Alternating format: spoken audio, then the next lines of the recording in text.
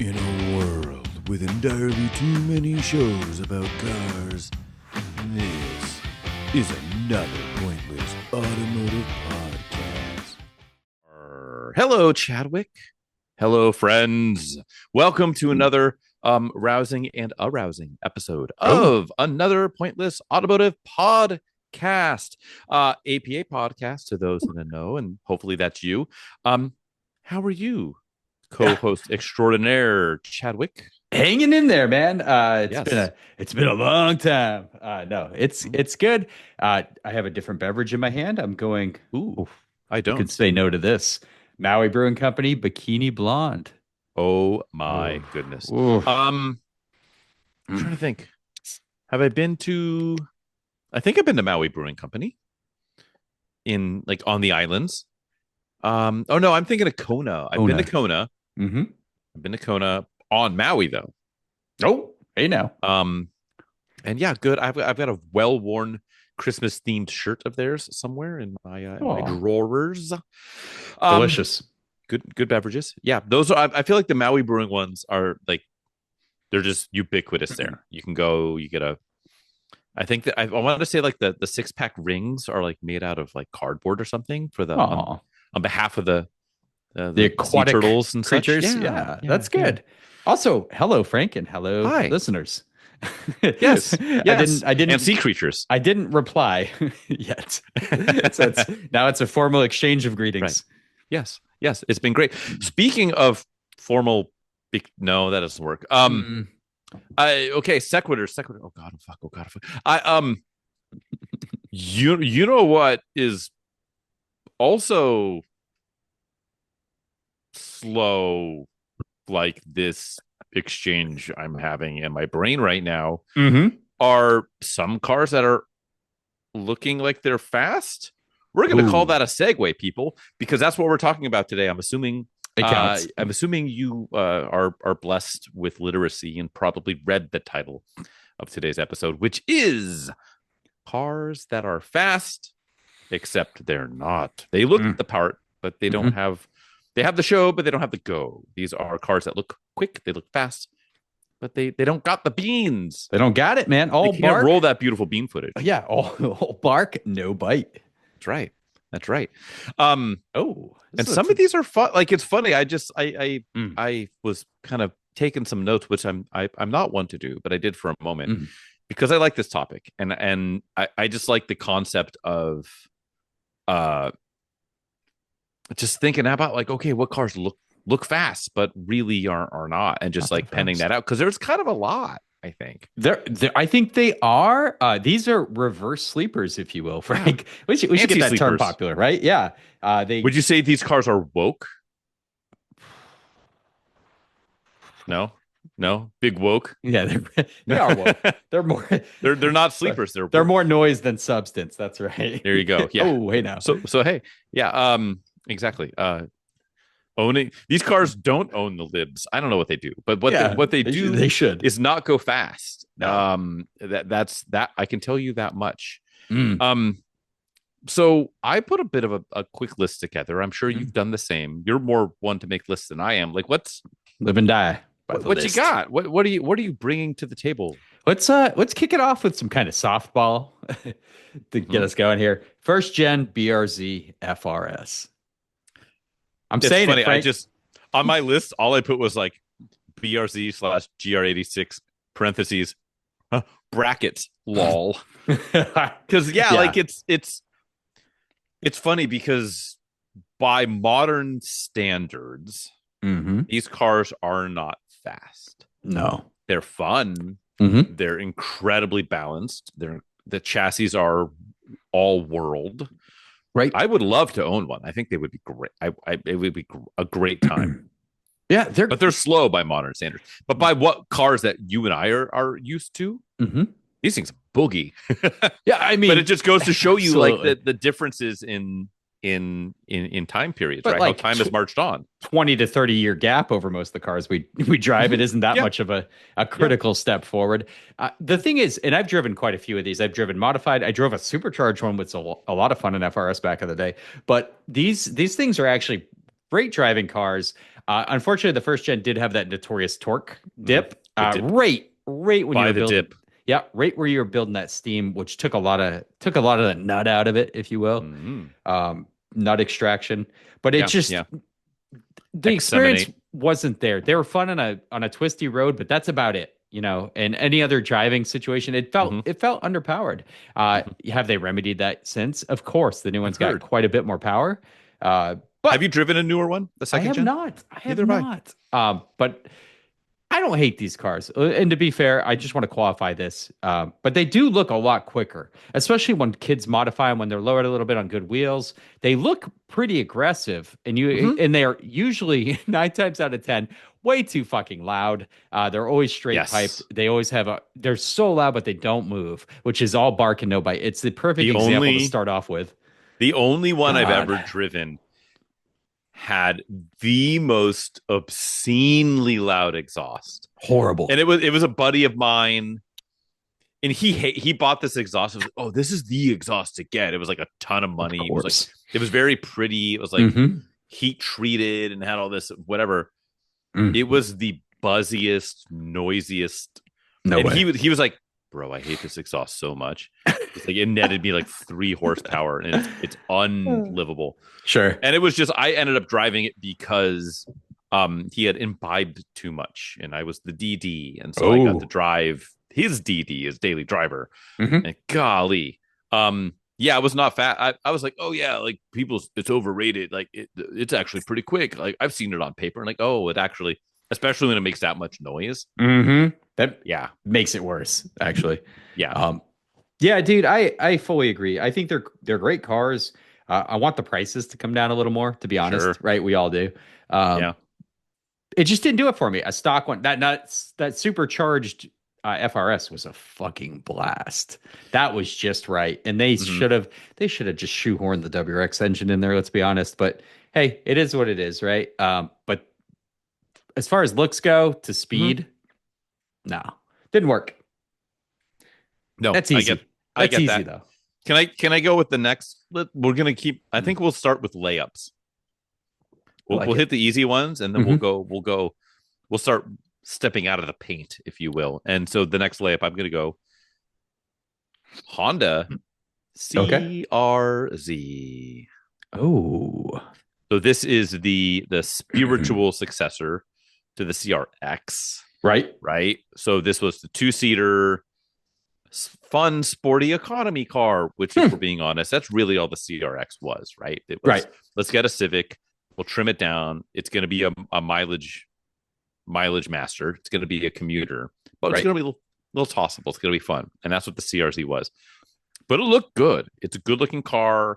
Got kind of a big grill, really swoopy lines, like shortened shooting brake type styling.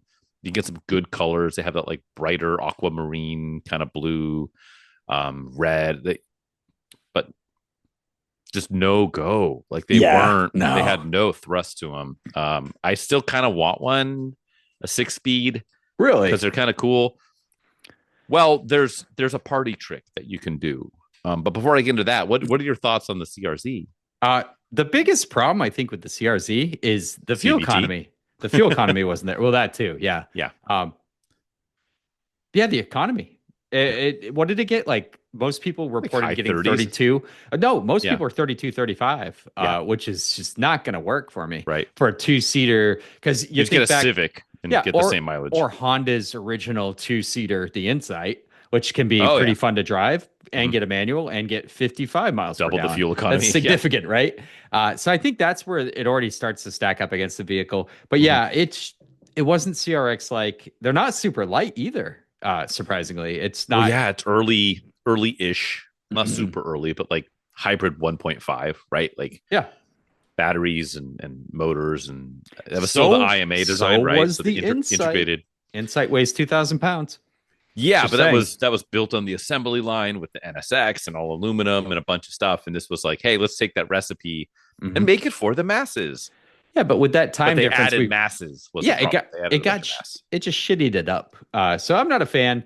They do look like they'd be sporty, and I know people supercharge them, do all that kind of fun stuff. Well, that's the party trick. Is the and it's funny, this just came up in conversation with some homies today, where they're like, "Oh, I didn't even realize HPD," and that's not a disease, but HPD was a thing. Maybe it is actually. I don't know. I don't mean the disease if there is one. HPD was a thing. Like, oh yeah, they saw like I think it was like a newer Ridgeline with all the HPD goodies. Sure, Honda Performance Division. I assume it's what it means. I think so. But there is an HPD supercharger.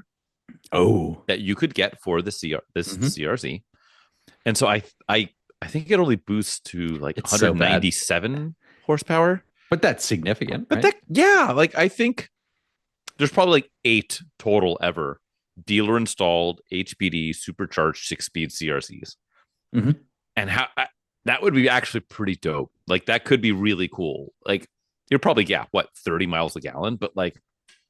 I don't know. That could be kind of sick. It could be fun. I don't know. I'd like to hustle one. We need to celebrate all manual hybrids, right? So it's that the Insight and the new apparently the new Fiat 500e. Is going to have a manual, which is. But I thought that's bonkers. Is it a hybrid or is it pure EV? Hybrid technology, baby. They double back to it. All right. Wait, all right. Let's did go. They? No, I think they did. I think they. Good question. I don't know. I hear I just assume it's like. I know, but I think maybe that flopped. Maybe they'll make it. No, it's a hybrid. I think I read that it's a hybrid. Yeah. I think a lot of those folks are like, the E didn't work, the full electric. So it makes sense with a little car to do a cool hybrid system, though, in one of those, because the range was abysmal on those 500Es. And I know the ones now, the diminished range is like 20 to 30 if you're lucky. Right? Oh, yeah. Yeah, for sure. But here's the thing, though. You know what the bonus is for owning a 500E? Is that you can just like drive it to the club, and because it's so small, like you can easily park it out front and you can walk in and be like, "Hey man, I'm rolling on E." All right.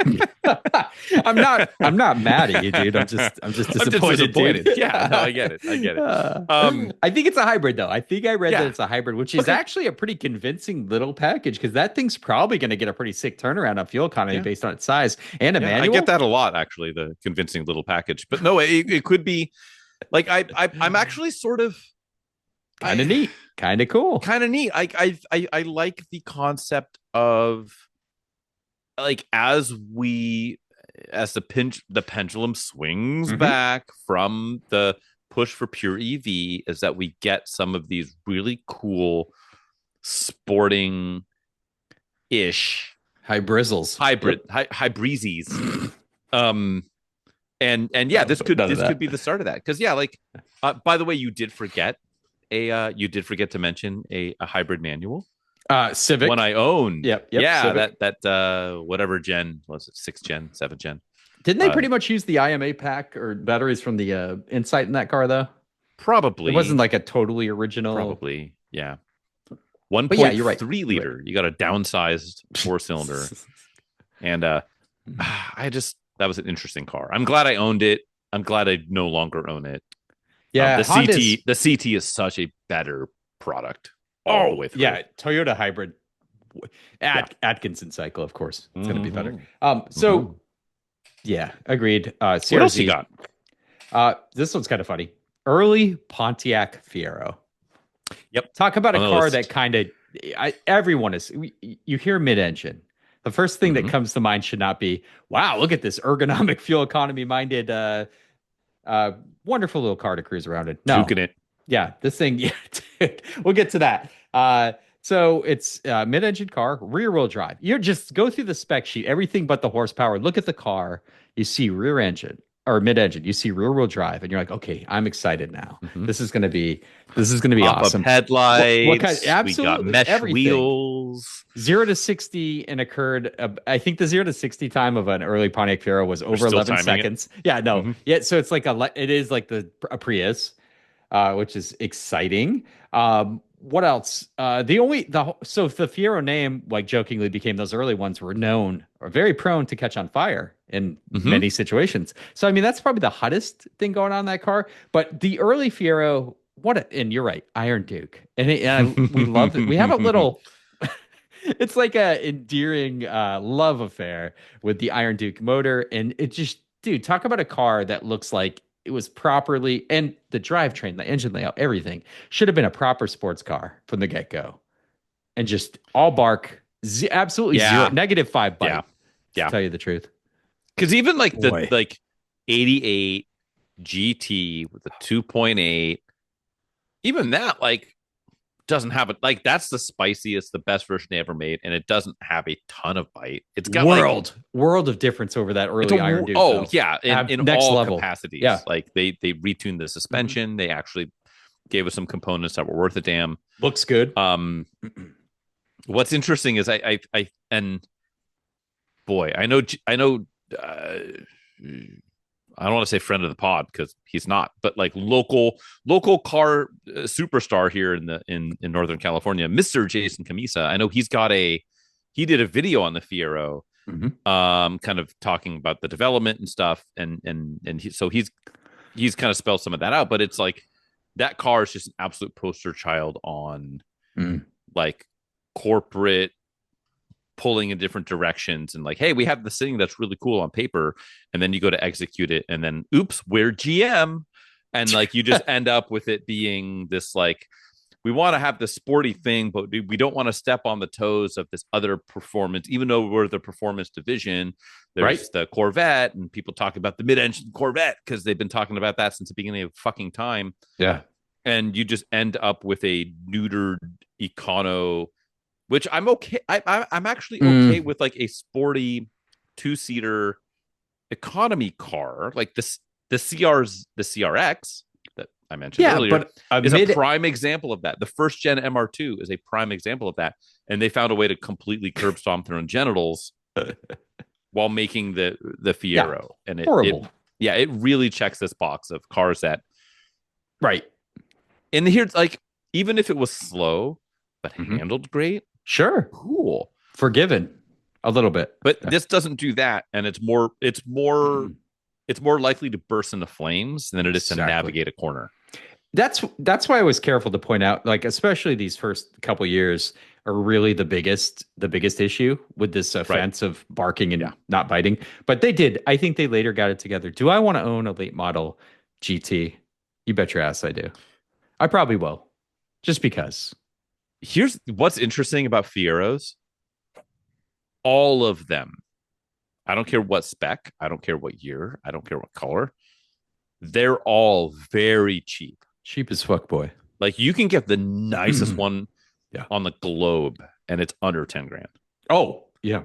You can get a decent one, even like an Iron Duke. What was it, like the 2M4 spec, which would be like a 4-speed manual, in like gold over beige, with like 30,000 miles on it, and it's like $5 grand. And it might kind of suck, but for $5 grand for just like a meme on wheels, it's kind of cool. I don't know. That's our type of hype. I like the interiors too on the later ones. The whole boxy, everything's just boxes on boxes. I got a soft spot for him. I like it. I still stand on that. We drop a 3800 supercharged in there. I think that's a proper on a late model GT. I think that could be a pretty serious car. Yeah, I know people do like North Star swaps and stuff. That's disgusting. Which is, I don't know, unless it's like from like an XLR-V. Okay. I still like the 3800 concept. I love that motor, just for longevity and performance. That's where I'm going. But yeah, early Pontiac Fiero. Come on, man. It had to be the biggest offender on this.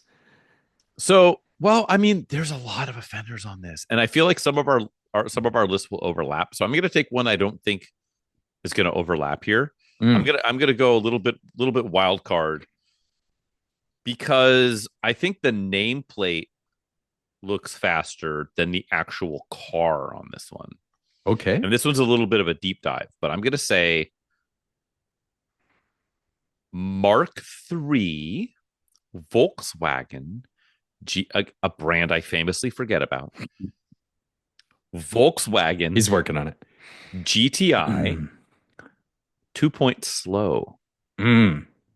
So here's the thing. Mark 1, Mark 2 GTIs weren't fast. Not terribly. But like a Mark 1 in its day, right, was kind of quick because it weighed nothing. And it is the great grandfather of the hot hatch, like really set the table for the hot hatch experience. Genesis of the hot hatch, if you will. Mark II, spicier. Mark I, but not even that much spicier. But like, whatever, it was a vibe. Mark III, you can get a 16 valve. Mm-hmm. You can get I think end run. You can get the R6. I believe so. Mark III. Ooh, oh boy, good question. Or certainly you might be in Mark IV land. Yeah, Mark IV land. I think you could and Mark. But what I know was Volkswagen, they did a thing where Golf was a 4-door. If you got a 2-door basic bitch Golf with the 2-point slow, which was a reliable motor, 115 horsepower out of that thing. Right. Yeah, and it would you keep coolant in it, you keep timing belts on it, and there's the challenge. It goes forever. Right. God, you ever do coolant repairs on any of those cars, and you've got like they have this weird fucking like a 4-way split. Oh, it's ridiculous. Special coolant hose bullshittery. Anyways, you can just get the 2-point slow in a GTI because basically they said, hey, if it's a Golf, it's a 4-door. If it's a GTI, it's a 2-door. And so you basically got a 2-door Golf, which you can get before Mark I and Mark II, and after Mark IV, Mark V, Mark whatever. Not now. Golf is dead in America, but forever. But if you got a Mark III, you can get the 2-door, and it's got the GTI badge, and you're like, all right, I got a GTI, and it's almost would be a good honorable mention because you see the badge and you think, ooh, it's fast because of like time since then and time before then. Yeah, they were all kind of slow, but the Mark III was heavier. And so, yeah, like specifically the Mark III GTI 2-point slow. Yeah, it's a Golf. It's so what a weird move. Yeah. What a weird move, Volkswagen. They've had worse Dieselgate. Yeah, or like G60 Corrado or base 8-valve Scirocco early on, where they abandoned the 924 project to be like, yeah, we're just going to build our own thing. We're just going to get the A1 platform and make a Scirocco, which looks good. I like a Mark I Scirocco. I think they're really cool, but like they're not fast at all. It's a rabbit. It's a sexy rabbit. It is. Yep. Which is not some kind of weird furry thing. So like when Bugs Bunny don't come up at like me. a female Bugs Bunny. Yeah. not. Wait, what's Bugs' relationship with it's Babs Bunny, right? Babs, yeah, but this was totally cross-dressing. I know, but it makes me think like first off, I'm for Bugs living his true self. Are you Secondly, what's their relationship status? I don't know, man. It's complicated. Yeah. I don't know how to answer this. Like, I'm not qualified. They're rabbits, so I assume they're just doing what they do. But I just want to make sure they're just like they're not related, are they? They're bumping uglies. Why doesn't anyone use that term anymore? Did you ever hear that term, bumping uglies? Oh yeah. No, for sure. They're. It's from a period. I don't see nothing wrong with a little bump and grind or Babs and Bugs. Anyways, true. This is going off the rails. What else do you have on your list? I'm gonna take us back with a wild card one. The first generation Toyota Paseo. And you listen up, or man, second gen for that matter. Yeah, but this one's we're gonna go deep here. So it had all the looks of a 90s sports coupe, which was again maybe I'll change my earlier coupes. Started really rolling off. They were popular in the 90s, even at the beginning, right? You had the Honda Civic Coupe, and they were always the spicier version, is how we looked at that stuff. The Grand Am Coupe, if you will. Pontiac, Grand Am. Let's go. The Paseo looked like a 90s hot coupe. Very, very stylish little vehicle. None, and I mean none of the firepower. They never had a spicy variant. To me, Honda had the Del Sol, right? A little later, right? 94. Sure. They had the Del Sol, which was a coupe. The coupe. Spiritual successor of the era to the CRX. This is correct. And it was like Del Sol, CRX Del Sol, right? At first. But you could get a 1.6 liter VTEC, which had 160 horsepower. The Paseo What did the Paseo top out at? 90. It was like 97 93 or 100. horsepower. I think 100 on the button. Federal 100. California, Oh, 93 horsepower. You're right. That's right. So I got a couple notes here. Loss. So we have like a Paseo trying to do a little Del Sol impression, but good Lord, that's a significant gap. You're talking nearly 70 horsepower. They didn't do it, man. It had all the looks. Year. In the 90s was big, like these kind of economy-minded sporty coupes, right? Like Del Sol SI is a perfect example of this, bringing that awesome 1.6 liter V10, which is a great motor, dude. If you've ever driven anything with that motor, it's a fun motor. And those cars are great. I'd love to find, you can't find a clean one, but I would love to find a clean Del Sol SI. I think that'd be a pretty fun car. But the Paseo never got there, dude. Never had any spice. Had most of the looks, but just never delivered. Still good car, but all image. First off, I want one. Yeah, you would. Secondly, you're singing the ballad of mid 90s to mid 2000s Toyota. Yep. Which was like, if you think like the early 90s Celicas, at least you had the all track to like come to its defense, because those early 90s Celicas, they still look really good. The last era of the pop-ups. The GTSs were fine. I think they were pretty wide good. Body. Yeah, but they weren't fast. 135 horsepower. That's like leagues above the Paseo Camry motor. That's leagues above a 93 horsepower Paseo. But what I'm saying is that like there was a big chunk of time where Toyota had no sporting pretenses. So the Celica GTS or the Celica GTS with the 1ZZ came out, or 2ZZ came out. That was when they got back in the game. Right. That was I think that's the 7th gen Celica. But in 94 to 2000 Celica, the quad-eyed one, very much is exactly what you're talking about with the Paseo. And I had on my list as well, which is look great, be reliable, be well built. And that's it. Like and that's what that car was. It was like, hey, let's take the Tercel. Let's sex it up. We'll advertise it to like sub yuppies, right? Like young suburban professionals. I don't know if that's a thing, but it's like the perfect college car, the perfect buy the new reliable Toyota for the high school kid on a budget, and like all the stuff, right? And so that's what that car was. I think they're cool. They're garbage. They're not. They look faster than they are. That's exactly it. I think it's a great car. But again, like we said, I think Toyota really rested on its laurels as being a reliable OEM. Yeah. So I think that whole era. Yeah, I think that was it. And then they finally tried to catch up, and they did pretty good with some things here and there. But yeah, the Paseo just didn't have the firepower, man. No. Speaking of fire. Oh, I did have one point. Oh. You ready for this? Oh God. Oh fuck. They should have made a Paseo GTS. Paseo GTS with a 4AGE. Yes. How fucking cool would that be today? That would have been dope. Yeah, because they only got the E series motor. I think that one came with the 5E FE or whatever it was. But yeah, like it wouldn't have been that much more. But imagine, dude, it would have been lively. I want to get a first gen Paseo, put a 4AGE 20 valve in it. That's what I'm saying. Silver top. Yeah. 160 horsepower, no torque. But that's what I'm saying. Like, how, if they did that, if Toyota had done that in their 60% increase in power, how much would that be worth today?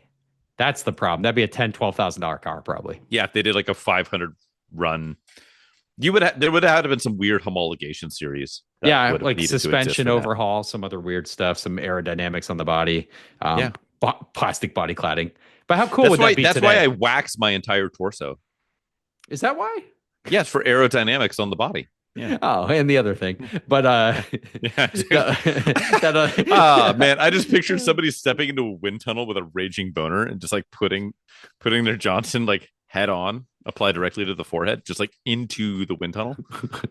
And then like there's some like poor intern who's just like, God damn it, oh man, like having to like track like the smoke going over the the Johnson and like where and he's holding the smoke machine like awkwardly 2 inches off of the tip of the shaft. He's like, oh, God. He's like super upset about the whole thing. Like, God, the guy keeps touching him with it just to piss him off. Yeah, like, what? You're not man enough. You can't handle this. And he's like, I'm not even getting paid. Fuck. Oh, this is tag. You need to get me back.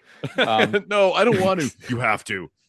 Yeah, I'll hold your not paycheck. Stop looking into my eyes. But. No, look into my brown eye. Think of that though. Think of the Paseo GTS, man. That'd be fucking. We would.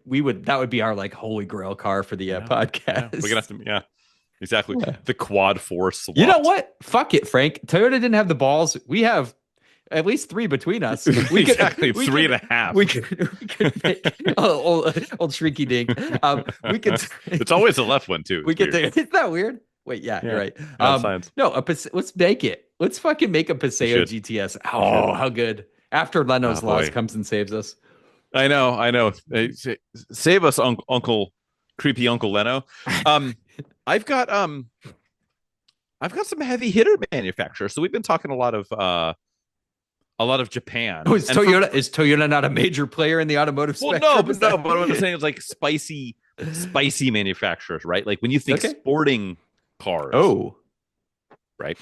What's he gonna say, guys? There's a few out here. I'm gonna go with the one they don't think I'm gonna say, because they think I'm gonna say cars I've talked about a lot, right? Like a Mondial 8, which I would like to. He's gonna say something Alfa Romeo-ish, maybe. No. Oh. They also expect for me to say the Porsche 924, which I've owned, which is on the list. That's on the list. Mm-hmm. I'm gonna go another Porsche. The 1976 912E. Ooh. Which is the 1 year only. Which is this is a weird time and for all of us. 1976. The pre-Summer of Sam, I suppose. Mm-hmm. And so this was the 924 was not available yet for North America. Mm. It killed off the 914. 914 is dead. So Porsche's like, oh shit, we got to have some entry level thing. Right. And so they brought back the 912 for a single model year, North America, 1976. It was a 911T, but with I believe it was a 100 horsepower CSI injected 2-liter flat four. And they did not sell very many of them. I want to say roughly 1,000, and it looked like a 911. It was 911. Looks exactly like a 911. The badge on the back was 912E, but it was dreadfully slow. Mm-hmm. I want one. They're cool, but the problem is, it's got the friggin' crest on it, so they're spendy, and it's they are only special thing. And early 912s, right, are also very valuable because you have the vintage 911 look, but this is a big bumper 911 with no power, none of the pedigree, nothing. I people say that the OG 924 is like the worst Porsche made. I would say the 912E is the worst Porsche made. Ooh, hot take alert. Okay, that's fair. That's why I want one. Like I've seen some, because you can do all the Porsches, like all the 911 shit, right? You can suspension and roof racks and interior and Pasha interiors and burr, all the that's the deviated septum leather and whatever you want to do. But they're valuable as a shell too, right? Like, so there's that. That's going to keep the value up. Right. Here's the thing for you. And let's talk about engine swaps for the 912E. If you can't, I always say this. Subi. I in general, I say this. If you can't keep it in your pants, keep it in the family with engine swaps. And that was a real saying in real life too. Is that from Maine? Yeah, it is. It is absolutely. You live and die by this. Let me tell you. Everybody knows everybody. So with that car, we're going to keep it in the Volkswagen family, and I'm going to show you, buddy, how to get an extra 15 horsepower. Volkswagen 2-point slow. Done. Oh shit! 15 extra ponies. I thought you were gonna say the put the tornado intake. Jesus. Get the 15 horsepower from the tornado. Oh no, those are like 75, dude. Yeah. And fuel economy increases. There you go. Yeah, good call out. That's a good one. You got anything else in there? Yeah, this one's gonna hurt your feelings though. Oh, Iron Duke Camaro. No, I mean they're fucking cool. Iron Duke Corvette. Plymouth Prowler. Yeah. The very early one, the first model year, had a 3.5 V6, as we all know. They all did, though. But that first year only had 214 horsepower. Oh, because what later went 235? Yeah, which was a pretty big jump. Yeah. So because that was a different 3.5, right? But that first year, and the 0 to 60 was just over 7 seconds, which for our ship boxes isn't bad, but for a car that looks like a fucking hot rod is abysmal. Can I defend? Can I defend the Prowler for a second? You actually can't. So they only carry on. They only came with an automatic, which didn't help the case, right? Why didn't that have a Hemi? The auto stick, because it didn't exist yet.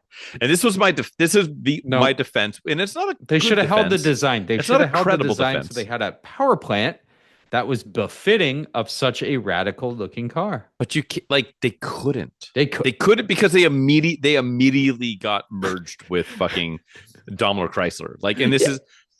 This was what sucks is that the Prowler was kind of a last grasp at like relevancy. No. For Mopar at the moment, because the Viper was there, but they were like at the end of the Gen 2 Viper, the Gen 1.5, the Gen 2, and like they just didn't have anything else to put in it, which sucks, which is shitty, and I guess you can say that's oversight. Yeah, that they didn't have, because you were going to put a Magnum 5.9 in it like that. I mean, it would have been heavy, would have been shitty. That motor kind of sucks. Yeah, I guess. Like it made 250 horsepower in the Dakota RT. You could have massaged it. They could have stroked and bored it. Yeah. Sometimes you stroke, sometimes you bore, but I like to stroke before they I bore. didn't have and it would have been they would have had to stretch the front end. I'm just saying, it's Frank, dumb, I'm just saying. And it sucks that they didn't have a better motor, because they should have had a better motor as a major player in the space. They should have had a better motor, and they didn't. And that's great design aside, right? Beautiful bodywork. So the Plymouth beautiful Prowler, bumperettes, hot rod, right? Modern interpretation of what a hot rod could be. You wait till you have that hot rod. The hot in a hot rod comes from the motor. It doesn't come from a lukewarm mill that you stuff into your hot rod. And then the auto stick, 4-speed auto. There's your fucking tossing a bone, right? Oh, here, select your own gear. Kinda enjoy it. They ran auto stick for way too fucking long, by the way. Yeah. No, it's just you hold on to it. You take that Chip Foose inspired drawing. it's always like a Chip Foose design with those kind of cars, and you put picture it as actually just a chip, because it's very triangle shaped. Oh, and they just got a Dorito and we're like, what if we made this a car? What if you held it? What if you held that design and then even shoehorned a 5.7 Hemi in that a few years later, right? I think you have in a manual. God damn it, Frank. If they put a manual in, it would actually be a cool car. They're still cool. I saw one in the wild the other day. Yeah, I've seen them too, and they're always fucking purple. But yeah, that's what I was gonna ask you. That the same question. Always purple. From last week is, close your eyes and what do you picture? Yeah, they're purple. They're eggplant emoji purple. Yeah, purple. Plum purple. But no, I think purple. I think that car is all bark, and especially that first year is a fucking dog. Not gonna do it. Not gonna do it, man. That's all bark. I get it. It's funny because it's like that car is both a product and victim of its time. Exactly. Because it was made during it was like the cutting edge, like the bleeding edge of the retro futuristic isn't right, but like the retro revival design language. Sure. Like that car, almost above all else, led the charge in that. Yeah. However, which is great, which it was like in that way, it was a very cutting edge thing, right? Yeah, it was a pioneer, if you will. It was a pioneer. Yeah. Mm-hmm. However, it was by Chrysler. And Chrysler at the time didn't have. They paid a designer who did something dope, or a design team who did something dope. But everything on the engineering side, they just didn't have it. And it sucks because if this was in the 80s, they could have done what? They could have been like a bonkers, like a juiced 2.5 liter turbo. Right. And it would have weighed else. nothing. And they would have had a good manual, and they would have had a dog shit auto. So it would have been a good manual. Mm-hmm. And then if it was 5 years later, Hemi, then they could have had at least a 5.7 Hemi. At least. Or they could have taken a page out of the Chrysler Crossfire, and they could have put an M13 V8 from all aluminum V8 from Mercedes. Would have been cool as fuck. And it would have been cool as fuck. Mm-hmm. But it came out when it came out. Uh-huh. And we're not defending the car's coolness. We are it's really cool. It just drives like dog shit. Yeah, aesthetics, which is the point of the conversation. There's like a huge delta, and that's where we are. But that first year, avoid that bad boy. Yeah. Avoid it like Kevin Spacey in the mid 2000s. That's fair. Yeah. Yeah. Quick shout out. One of the rare instances of actually good life advice on the podcast. Exactly. Offered up for free. Yeah. When a celebrity in the 80s tries to give you Jello, just run. Follow this one life hack to survive a Kevin Spacey. This one weird trick. Oh boy. I haven't been paying attention to our clock here, so I don't know where we're at. We should probably run it against it. Yeah, let's do it. Couple of honorable mentions though. Oh, okay.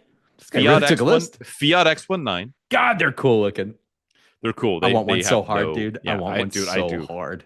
Yes. Yeah. Kevin Spacey's levels of hard. I'm going to say John Travolta getting a massage hard. Massage on an airplane by some meaty to an island maybe. I don't know. That's not an allegation. Saturn SC. Okay. Saturn SC 1 and 2. Oh, those dual overhead cams weren't bad, dude. Come on. I know, but like the SC1 with the single overhead, not getting it done. No, that's not getting it done. Pontiac Riata. Or Pontiac Riata. No, it's not. Holy shit. Needs more cladding. Need more cladding. Buick Riata. And I'm just gonna say Suzuki Kazashi. This son of a bitch. Yeah, agreed. Suzuki Kazashi. Yeah, a name it like looked that. Like a little. Well, and then like it looked really. What's wild is you look at a lot of those cars, like, oh my god, it's so aggressively styled, like the Isuzu Axiom, right? Like, oh, it looked. You look back on it now, and it's like totally. They're not dog shit. That's a cool looking. The Axiom still looks awesome, man. But at the time it looked crazy, like, oh my god, it's so cutting it. And you look at it now and it's like super bland looking. Mm-hmm. Except for the front, because the front shot straight on with the Axiom still good. Yeah, still good. Yeah. So no wrong. That's it. And do you have any parting shots or not? That's it. Nope. Just the avoid John Travolta commenter. Yeah, exactly. Yeah. I stick to my guns on that one. No, it was Kevin Spacey. Sorry, John Travolta invited. Yeah. It's these are all allegedlys, by the way. Oh God. Yeah. Don't come at us. Spacey stands. We've lost it. Let's do our automotive print ad quiz. I'm going to pull up something from my treasure trove of nightmarish automotive ads. Please describe to the listeners, Frank, what we're about to get into.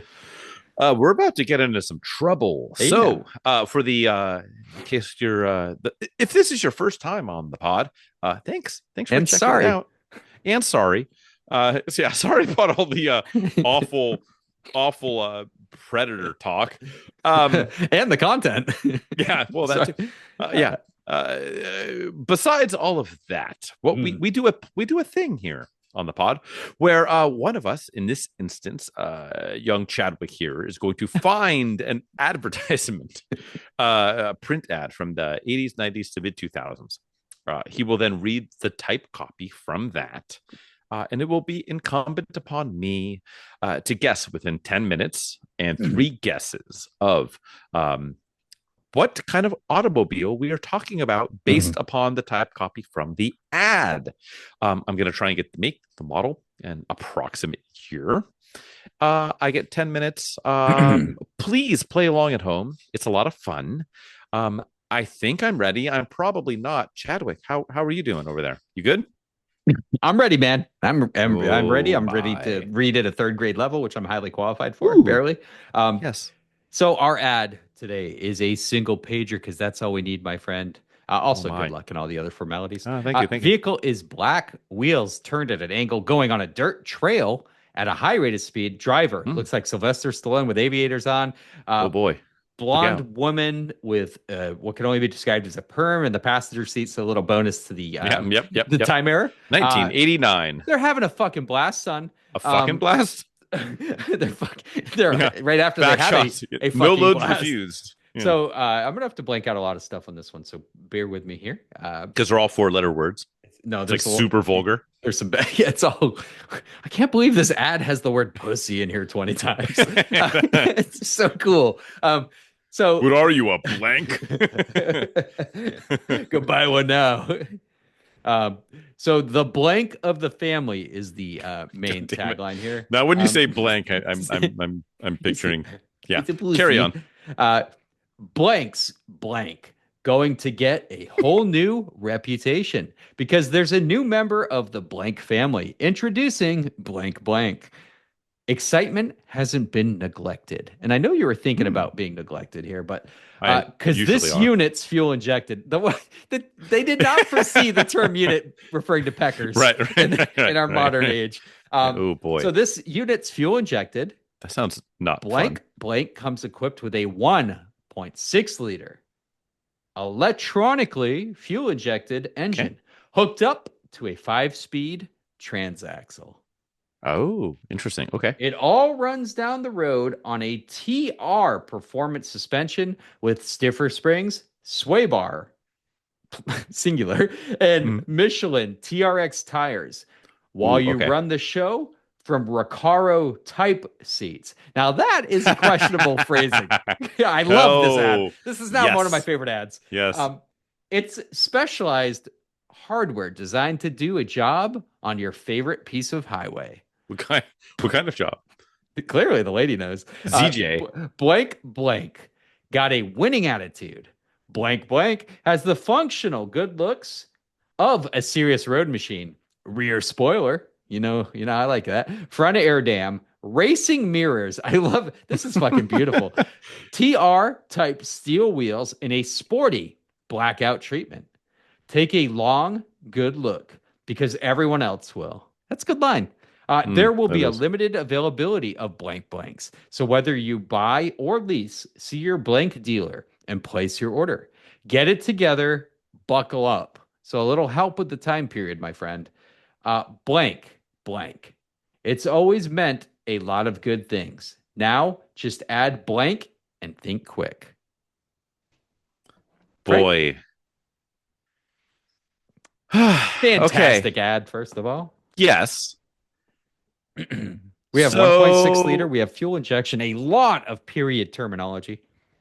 The most important bit of this is that it's wearing TRX tires, which is a European market deal. Mostly a European market deal. And this would have been based on all of the bits. This sounds deeply late 80s. Buckle up. Because once you got into the 90s, it was more like, now we have airbags. So, yeah, SRS. Caution to the wind. European 1.6. Fuel injected electronically. Fuel injection. Yeah, right. So not CIS. Although there was CISE and all the other things. But I'm assuming it's not CIS. 1.6 is trippy because like I would want to say like Scirocco or GTI. Those were 1.8. And a lot of those were CIS. Correct. Transaxle, which with a couple of notable exceptions is going to be front drive.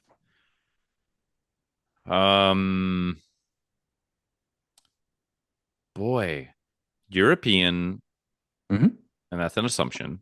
European front drive 1.6, late 80s. Oof, and not. I think all of the Volkswagen shit was 1.8, and that would have been the leader of the pack when it came to like front wheel drive European shit. Oh yeah. that we got here, Mm-hmm. right? So nothing BMW, nothing Volkswagen, nothing.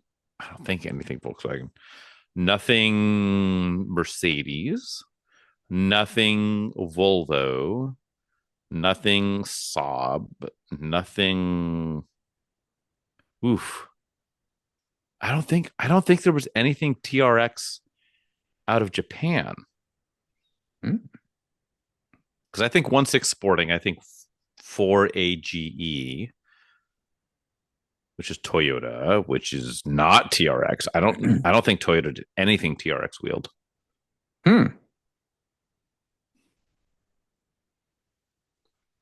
I don't. Golly, this is a tricky. This is a sticky wicket. It's a little spicy.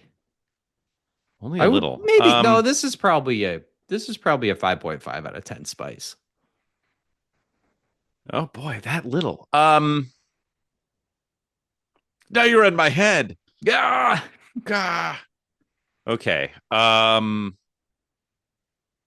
Recaro type seats. Recaro type seats. Love it. You know what I'm gonna say? I'm gonna go. I'm gonna steer away just to get something on the board here and get the balls moving and churning and wiggling and vibrating. I'm gonna say I'm gonna stick to the 4AGE thing. I'm gonna get away from Europe for a second. C'est la vie. It's a bad idea, but I'm gonna do it. I'm gonna say this is a 1987 Toyota Corolla FX16 GTS, which is wrong, but I'm gonna say it. Final answer, Bob. A very right car. Very cool car. Not the car we're talking about, though. Right. How may I guide you to the light, my child? I don't know. I should we just rule out Asia or no? I mean, I don't know. That might be too much. Let's do it because we're at like 5.5 minutes. Yeah. Okay. The entire Asian continent. Okay. Is off limits. Okay. So we're not talking about Asia. So I'm going back to Europe now. I think, God, were there anything American that was TRX? And going back to Europe, I don't. Again, the auto manufacturer that I constantly forget their general existence. Sure. I don't think Volkswagen had any 1.6s. Not in this era. Earlier that there was a 1.7. Burr. You know what? I'm gonna do this. Yes. I'm gonna say this is a 19. Buckle up. Shit. I'm gonna say this is late. I'm gonna say this is a 1982 Fiat X19. I think that was a 1.5, but I'm gonna just stretch and say maybe it's a 1.6. Fiat X19. Final answer, Bob. It is not the Fiat, my friend. And I'm gonna help you have even more. And maybe blow your mind a little bit. Maybe expand me, baby. You ready for this? Stretch me. This is goddamn bald eagles. All right. Pie and baseball, my friend. With a TRX. All right. Recaro type seats also. And fuel injection and a 1.6. Fuel injection, 1.6. Golly. Okay. How much time I got? I got like 2 minutes. You have 3 minutes and 52 seconds. So you're okay. All right. Time, man. All right. Double that. Let's think it over. Okay. Fuel injection, bald eagles. I'm trying to think what else I can read again. 5-speed transaxle. Rear spoiler, front air dam, racing mirrors, TR type steel wheels, and a sporty blackout treatment. TR type steel wheels. Doesn't say what inch wheels, huh? It does not. Small for sure. 14, 15, probably 14. With a 1.6.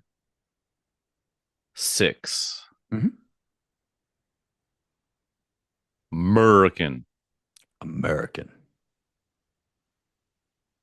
what's the intro line again? It was something clever. The blank of the family. Oh, I thought it was more than that. No. There was some clever bit that we talked about. 1-6. I don't think this is Mama Mopar.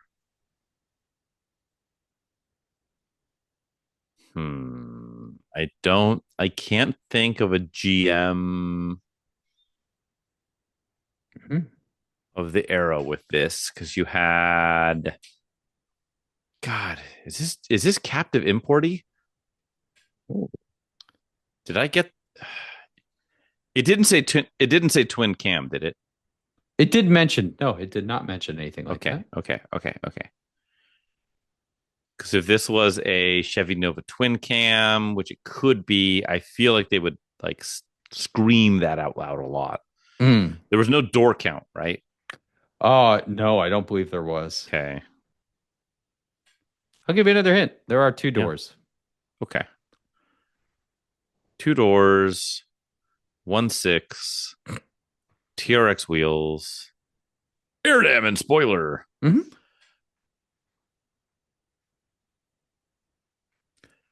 bum, bum, bum, bum.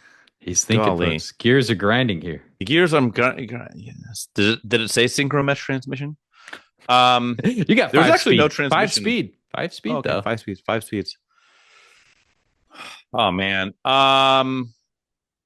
2 doors, 5 speeds, spoiler. I mean, if it helps you, fuck, I want one of these. You know Chadwick's flavors. I do. That's a big hint, unfortunately. That's a big hint for you.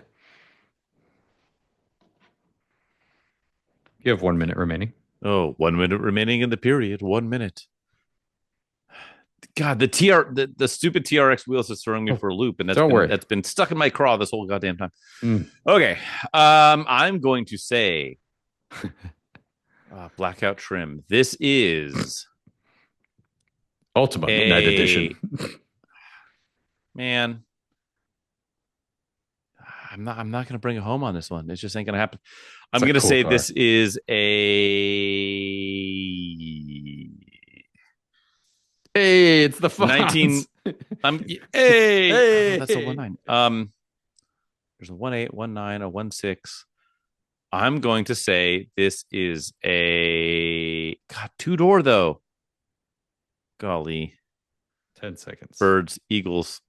Not the Eagles. Fuck the Eagles. Nobody likes Philadelphia. I'm going to say this is a 1989. I don't know. Geospectrum. That's got 4 doors. I don't care. I'm out of steam. What do we got? Give it to me straight, talk. The GT of the family. Ford Escort's going to get a whole new reputation. The 1983 Ford Escort GT had a 1.6 liter. I thought it was a 1.8. No, then it went to 1. This is my wheelhouse. It was 1.9. 1.9. Right? And then it went to 1 was a 1.8. With the BP, right. So there was an earlier with a 1.6. 1983. We're way before. Was it 83 only? No, it was for like 2 or 3 years. I could check the because I'm maybe even said that out loud, or I was like, well, there's a 1.9, but then there's a 1.8. You did, but you didn't say which car, and I thought you were going to go with it. No, because I didn't think there was a 1.6. I didn't know they had a 1.6. I mean, God, the graphic on the door. Oh, she's really happy. Yeah, I told you. Is it doing a humongous burnout? It's it's drift. It's power sliding, front wheel drive style around a dirt course. So in America, that was the God. What do they call that motor? I forget. It was the same in the EXP, I believe. Yes. So that was a 1.6, right? So 81 to 84 was that generation of Escort. 84. But the GT, I don't think showed up except for 93 and 94. And it had all the Ford, 83, blah, blah, blah. Escort GT and EXP were the same power plant. Same with the 84. And so then it's 83, 84 only. Yep. That was sort of 85. Like. Okay. They went to the 1.9. Okay. You got me. That's a good one. One of those. I went through my head. I was like, no, it's not. It's not the BP. Because like the 1.9 mm-hmm. was not a twin cam motor. Was not. But it was a 1.9, right? And then the BP was the 1.8, and it would have been like they would have been screaming about twin cam. Yep. In and the one that's why I was like twin cam. I was like domestic. It could have been like the Nova twin cam because that's a 1.6. Oh, they would have screamed at the top of their lungs. It would have been twin overhead cam, twin cam, seatbelts, twin cam, digital clock. So some stuff kind of hinted towards the age of the vehicle. So I think that it was definitely early 80s. I can't remember. Buckle Up. Buckle Up was big, especially domestic stuff. Yeah. That kind of gave that away. Yeah, you're right. The Michelin TRX or the Michelin tires were kind of interesting. TRX is on that. Wow. On that car. Okay. And not to mention fuel injection, 83 Ford Escort, and all the cool hatch stuff. Very much a lot of that was borrowed, just like the XP, from the English Ford stuff, right? So yep. Super cool, man. So you had 100 and what was it? It was murdered out. 109 horsepower out of the 1.9 GTs, 105 horsepower out of the 1.9 GTs. What was this, like 90? The those 1.6? No, the 1.6 was 83 to 84, right? And then I mean like the horsepower. I'd probably say around 90. Yeah. But they had like one what was it? What did I just say? 105 for the 1.9, and then the BP went down in displacement, but went up to 127 or whatever it was. So that was a significant jump for the GT. Yeah. But this was an Escort GT, buddy. Wow. All right. You learned something every day. Good stuff. The more you know. I love these things. I've only seen like one for sale in my life, and I wanted it so hard, but it was completely rotted out, as you would expect for anything on the East Coast. So you can find the 1.9 ones are pretty decently. They're a little rarer. The later ones, the Mazda ones, are the most common, but they're still super rare, like the one I had. So because those motors held up. It's legit the best out of the three for sure. All Mazda transmission too. Yeah, by a lot. But these things are so cool, dude. For 83, man, to have fuel injection and to have like a decent suspension setup and a hot hatch in the US. Yeah, TRX wheels. That really threw me because it was like there were a few, like there wasn't a whole lot American, especially small displacement manual with TRX wheels. But there's just not enough 1.6 front wheel drive stuff from Europe, though. That's the like you were butting your head up against it. Yeah, that's exactly. Yeah, there's not that many options. Yeah, tricky. You well gave played, it hell. Sir. Yeah, good job, man. And cool car. Very cool car. Yeah. If you own one, let us know. Let me buy it. Yes. Speaking of letting us know, I've done nothing. Have you done anything interesting? Are you sure? Do something. You have to say it's obligatory at this point. Yeah. Well, I've God. What have I done? Okay. How about this? I ordered. So my homie who's been working on the Barracuda. Oh yeah. He shot me a text message today. Okay. And was like, "Hey man, we're getting I know I said we were getting close, like, I don't know, 9 months ago or whatever." He's like, "We've been waiting on there's some parts, some stuff we couldn't find." Because him and I was like, "Hey, keep an eye out for these like pieces of rubber that just you can't, they're unobtainium. Nobody repops them." Oof. He was like, "Hey, I found some of them. Like, here's this and this. Now's the time. Like, order this in. Here it is." So I was ordering parts today. So some weather stripping, some trim black for some of the interior, like the tops of the doors. Some of the stuff that's all dinged up before all the glass goes back in it. Possibly I might buy new door handles, exterior door handles, because the chrome is really pitted up, and it's like if I'm ever going to do it, now's the time to do it. Sure. Taillight gaskets, stuff like that. So I ordered parts for the Barracuda. It seems like he's in a push to get rid of it, which either means he needs space or money, both of which are fine. Like, I'm okay with that. Like, he's been sitting on this car for about 7 freaking years. Jesus, man. So this is, even if I pay, it's an extra $2,000 in parts and labor, I don't care. Like, it's cheap storage at this point. So, so there's light at the end of the Barracuda tunnel. It involves me spending more money on parts and stuff for reassembly.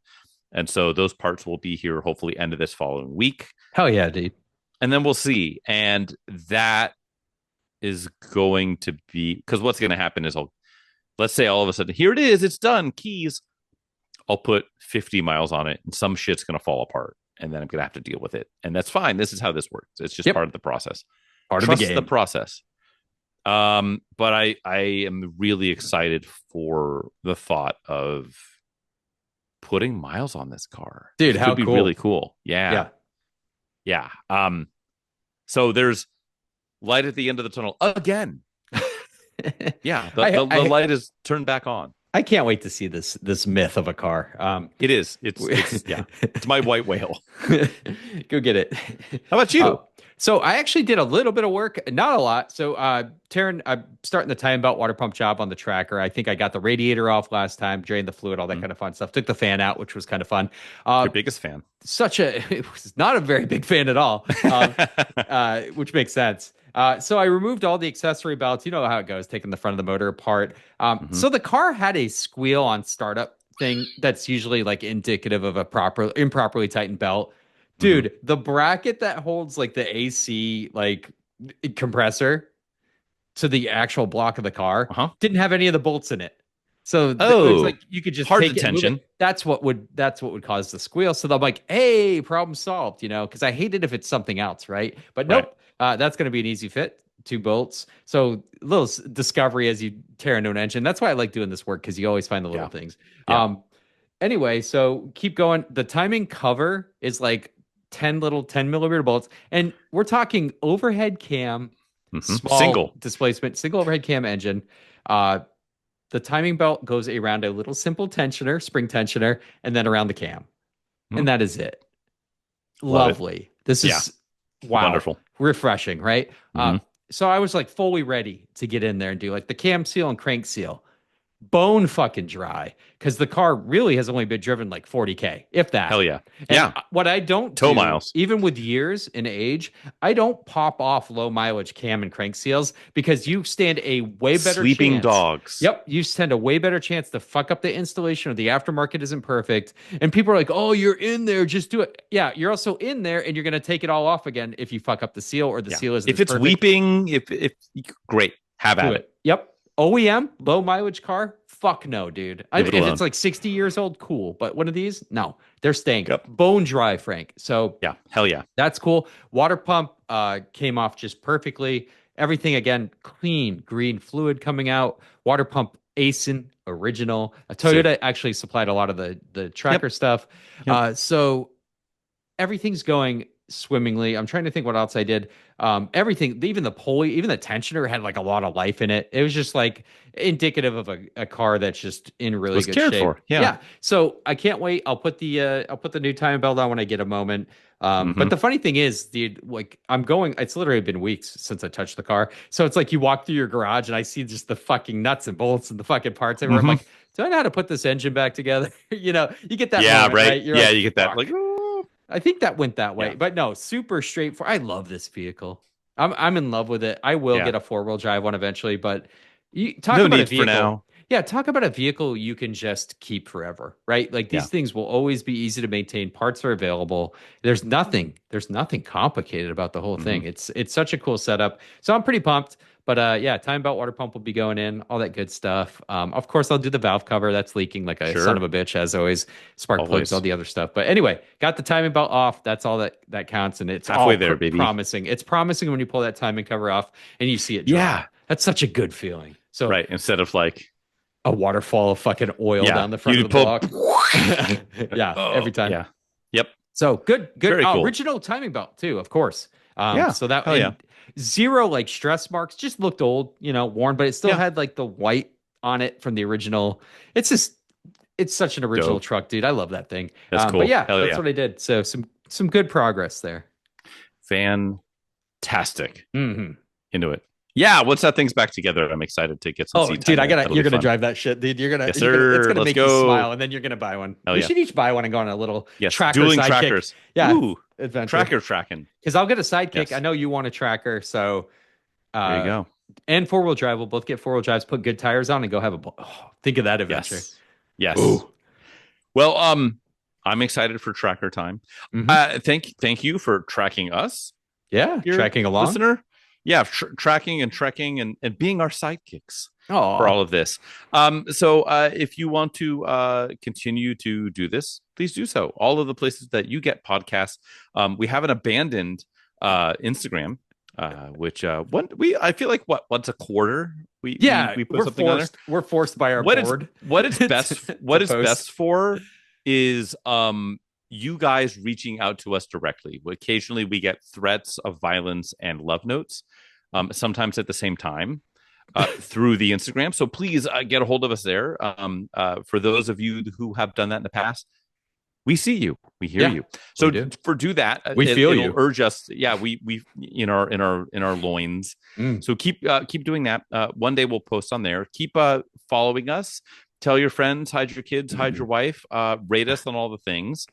We are APA podcasts, by the way, on all of those things. And I'm Frank. I'm the Photographer's Garage on all of the social things. How about you, Mr. Wick? Yeah, check out Frank's Instagram for sure. His photography is fucking next level. And that's the goddamn truth. Mostly YouTube, Auto Obscure Garage, rescues, restorations and reviews, tracker content to follow. Not before I do a fucking Chevy Sprint Turbo review though. God damn it. Talking about so good stuff coming up, guys. You'll see time about tracker following. What a good combination of content, right? Like Chevy Sprint Turbo Suzuki, review baby. followed by tracker, geo tracker timing belt. That's hell yes. There you go. That is us. Who said Suzuki was dead? We were talking about Kazashi's. Oh yeah, it's Suzuki's still with us. Still in our blood. It's still covered in blood in most cases.